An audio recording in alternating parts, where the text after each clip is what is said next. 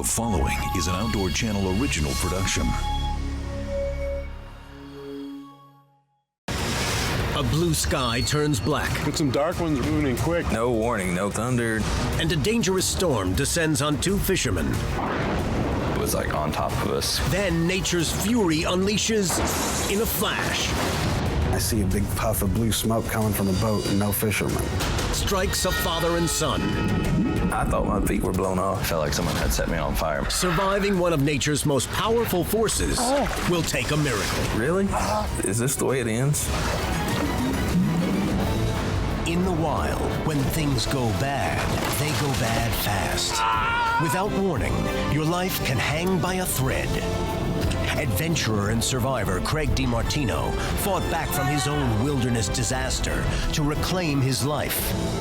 Now Craig meets other courageous outdoorsmen who beat the odds and return from their own fight to survive. Hi, I'm Craig DiMartino. Time shared by fathers and sons in the outdoors is an age-old tradition. One generation passing down their love of hunting and fishing to the next. For Gabe Neal, sharing a love of bass fishing with his son Christian meant treasure time spent together on their bass boat. But when lightning struck Lake Harrisonville near Peculiar, Missouri, that treasure time turned into an unthinkable nightmare.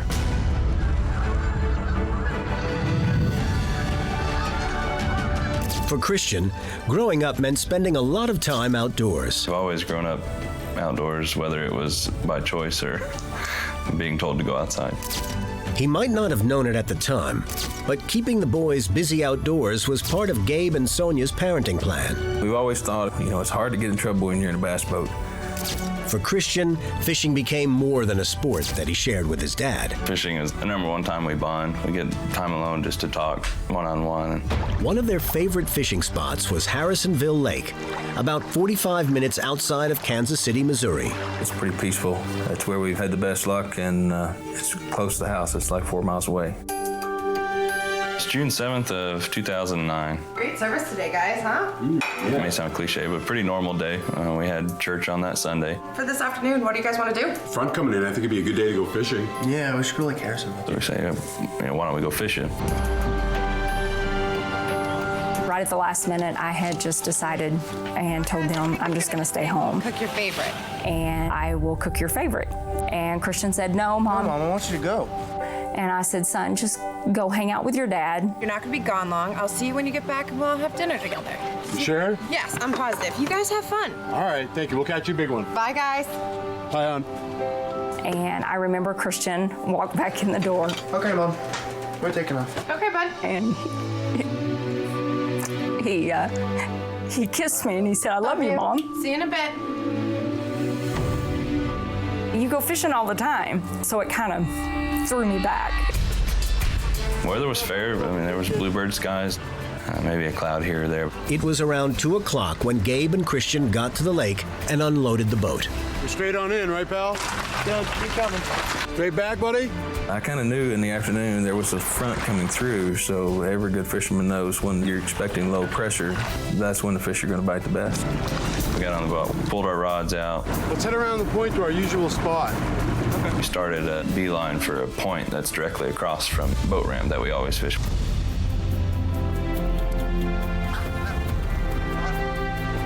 Any luck yet there, young man? Not getting anything.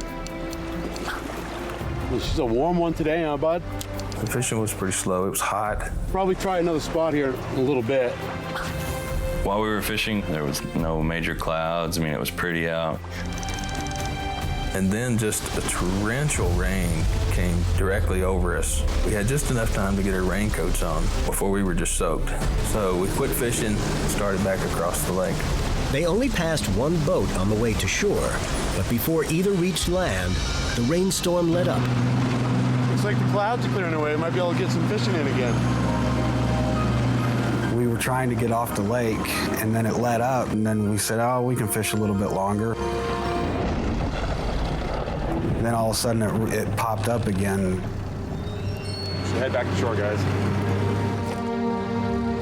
So we whipped it around and started going back to the boat ramp.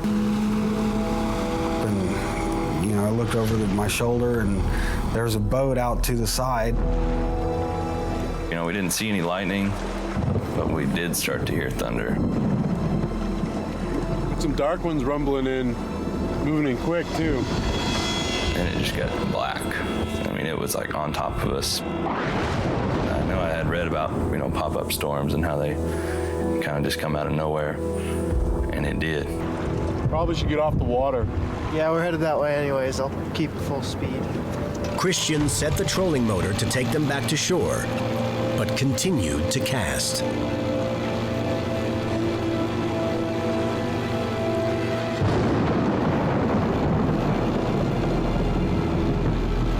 Last thing I remember, I was getting ready to cast.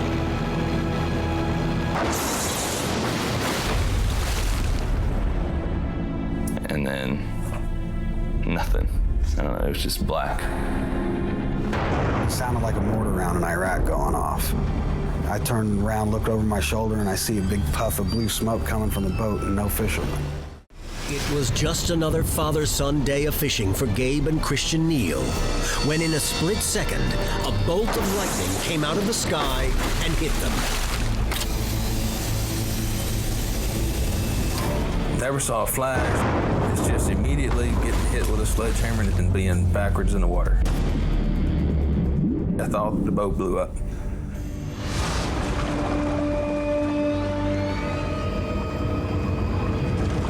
First thing I remember was raindrops on my face.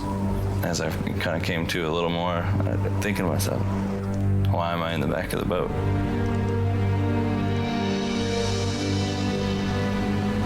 Andy Flippen, his girlfriend Taren, and his dad Stanley were on the only other boat nearby. Taren, Andy's girlfriend, she said something like they're both smoking. And there's their boat that a couple of seconds before had two men standing up fishing in it, and there it is empty. Oh, they got hit. Christian was flat out on the floor of the boat. His father was sinking under the water. Shocked by the electrical charge, Gabe couldn't move his legs. He was drowning.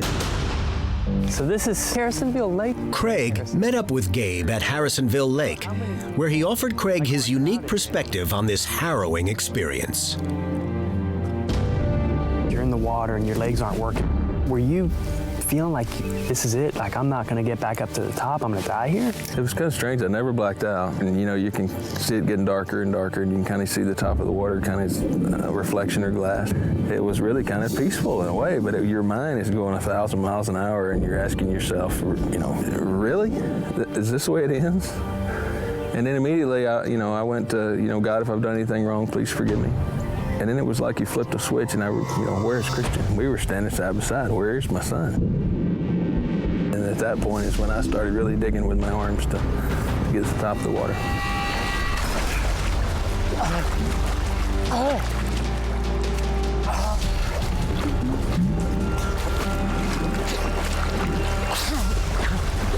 The trolling motor was still pushing the boat towards shore.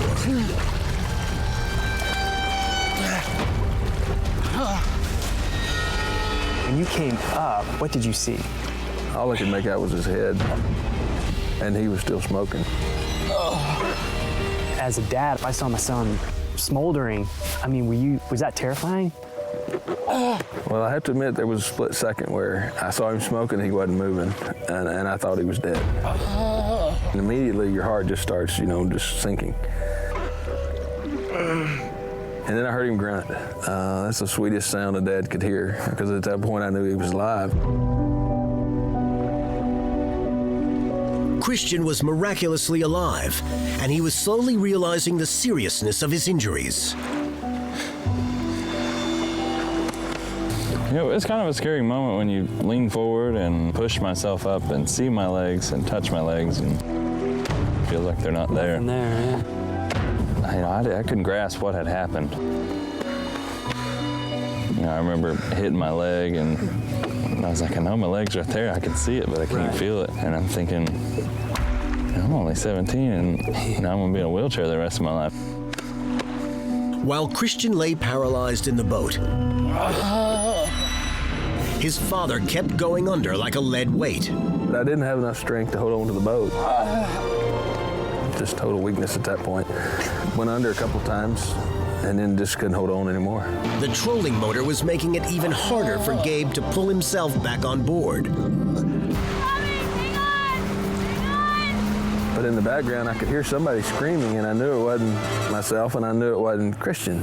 The screaming was coming from Andy Flippen's boat. We were only about 50 yards away when it happened. We got up there, and my dad jumped out.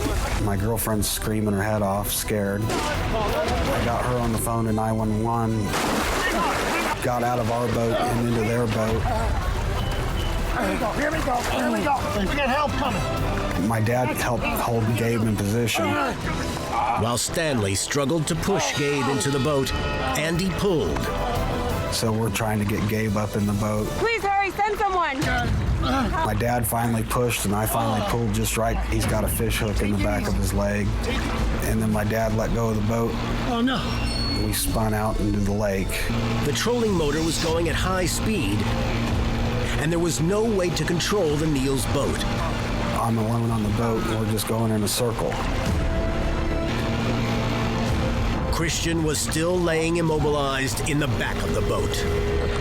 And then my face really started burning. I don't know what happened, and I looked down. My bathing suit was shredded. The smell was just something you'll never forget. I'm sure I was smelling the skin that was burnt because my arm and my hands were burnt bad. And then everything went black again.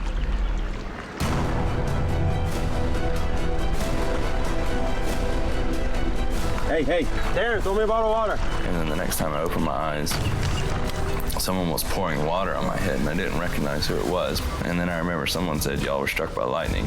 Stay with us, Kristen. I thought, oh, Lord. Stay with us. Don't go to sleep, Kristen. What in the world did we do to get struck by lightning? Still confused and in shock, Gabe Neal and his son Christian were slowly taking in the information. They had just been struck by lightning. Their boat's smoking. Oh, they got hit.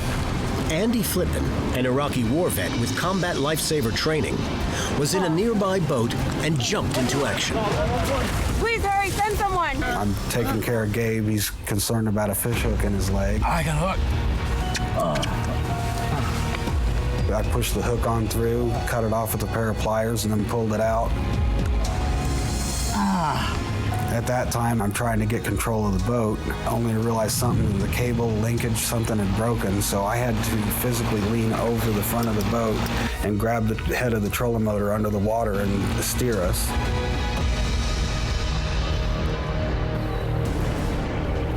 Hey. I started splashing water on Christian. Andy knew exactly what to do. Instead of lake water, he took bottled water, put the burns out. What school do you go to? Repack. And he started asking these weird questions, like, what high school do you go to? Do you know where you are? Lake Harrisonville. It was just his training. He was just trying to keep him from going in shock.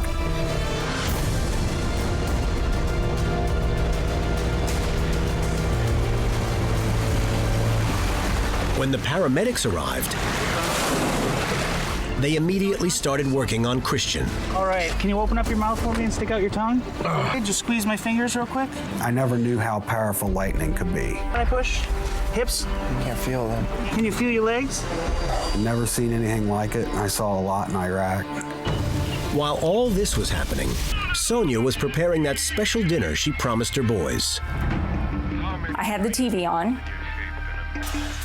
and it come across and it said breaking news. Good afternoon. I just want to get you caught up on some severe weather. We've had a thunderstorm pop up out of nowhere over Harrisonville Lake. There's been some lightning in the area. And my heart just sank. And I ran downstairs and my phone was standing down here and I started dialing Gabe's number. Come on, pick up. And he didn't answer.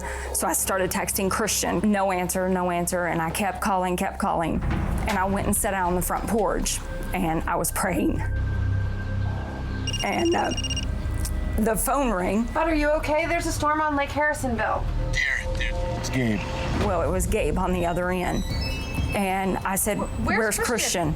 And he said, dear, we're okay. Well, when you tell a mother this, that's been texting, we're okay, that's the wrong thing to start with. No, I want to talk to Christian now. Where's Christian? And he said, dear, we've been hit by lightning. And I started screaming. No, put him on the phone. I want to talk to Christian now. I heard Gabe say, we've got to let him talk to his mom. All I heard was, Mom. Bud, are you okay? And the paramedics took the phone. Mrs. Neal, we have your son and we have your husband. We are leaving in 2 separate ambulances. All I can remember is I jumped in Gabe's little green Del Sol and took off. All right, guys, I got no pulse. Christian was in real trouble. His heart was beating irregularly. Did you ever feel like big possibility here is I could die? I can't explain the tiredness that I felt. I can't hold on anymore. You know, I was pretty well ready to go, but I mean, nobody really wants to die. You know, I was so tired, it was almost as if that moment right before you go into a real deep sleep, all I could do is just lay there and say, if this is it, this is it. I saw Christian in the ambulance. Okay, shocking. They shocked him, and it was just like in the movies. Oh, my kid, how's Christian? He's being taken care of by another ambulance. Paramedics working on you, paramedics working on Christian, but they split you up in the ambulances. Oh, thank you. Please tell me. I know, as soon as we know anything, we'll let you know. When you see those doors shut, were you thinking, gosh, this could be the last time I saw my son alive? Absolutely. All the way to the hospital. My kid, you know? You're like asking about your son. How's my kid doing? How's my kid doing? And the paramedic kept saying, And we're going to want to focus on you as best we can now. No, I appreciate that, but my kid is everything. we're going to the same hospital. But that didn't ease the anxiety or the thoughts of, hopefully not the last time I seen my kid. Last time I saw him, he wasn't moving, and he didn't know how my kid's doing, please. Gabe and Christian Neal defied the odds and survived being struck by lightning. They kind of wheeled us together. We're kind of facing opposite directions, and we kind of did the hand grab. Hey, Christian, you all right? Yeah, I'm fine. How are you doing? Good, good. Don't worry about me. They're going to take good care of us here, I promise. And what was that like? It was kind of weird. I kept trying to apologize. I'm sorry. I'm so sorry. It's no one's fault. Why were you apologizing? I mean, that's the guilt, I guess, of a dad that, you might have done something that caused this. I love you, bud. I'm going to get better, back out fishing before you know it. Hey. Now looking back, I don't think I did anything wrong. I think we did everything right up until the point where we stood up and started fishing again. How are you feeling? My legs are tingling. Well, that's a good sign that you're starting to get some tingling in your leg. Gabe got the feeling back in his legs pretty quickly, but Christian had 2nd and 3rd degree burns on his face, arm, and stomach. Christian. Oh, don't touch him. You've only got a second. I remember walking in and I didn't even recognize him. I love you, bud. He was charred. I kissed him on the hair, and it was burnt. I'll be right outside. It's a rare club to live in. Dr. Webb, he said he'd been in medicine over 36 years, and he'd seen 3 victims, and we were the 2nd and 3rd victim, and the first one didn't live. Christian's recovery was slow and painful, yet remarkable. His skin healed so well, he never needed skin grafts. For a mother, you can't stop the pain. No, Mom, no, please stop. I'm sorry, buddy. I remember going in and I had to do his dressings twice a day. Ow. And I remember going in, giving him his pain medicine, and then I would go back in 30 minutes, and he would lay there and just cry. And I would leave the room, shut the door, and just bawl.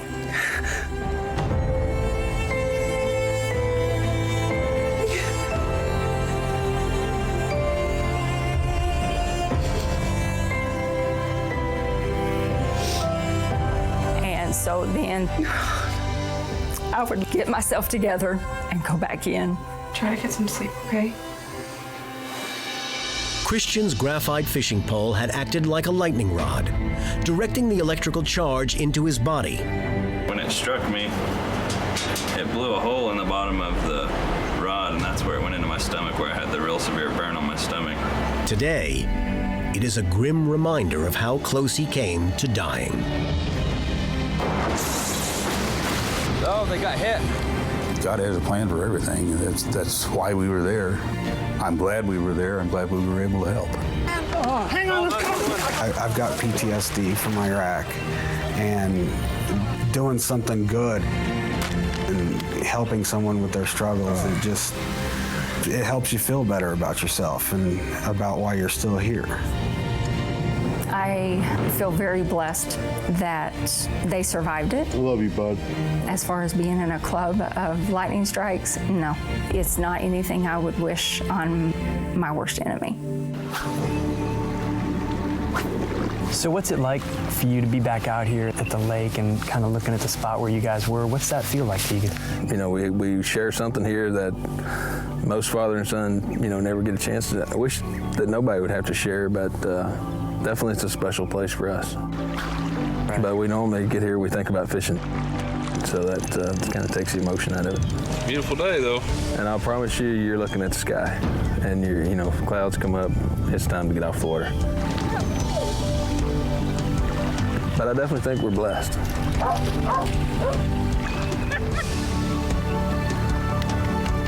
You look at the statistics with lightning strikes, and they're pretty staggering. Death, usually some kind of disability, and yet as you sit here today, you've got some scarring and you came through pretty unaffected. How do you explain that? There's no other explanation for the way all this worked out other than miracles. I mean, if God's hand wasn't in it, you know, I wouldn't be here. My dad wouldn't be here. We'd be 6 feet under at this point. Lightning does strike, killing an average of 51 people a year in the U.S. But according to the National Weather Service, the odds of being struck by lightning in a given year are literally almost 1 in a million. Of those struck, 10% are killed, and 90% have varying degrees of disability.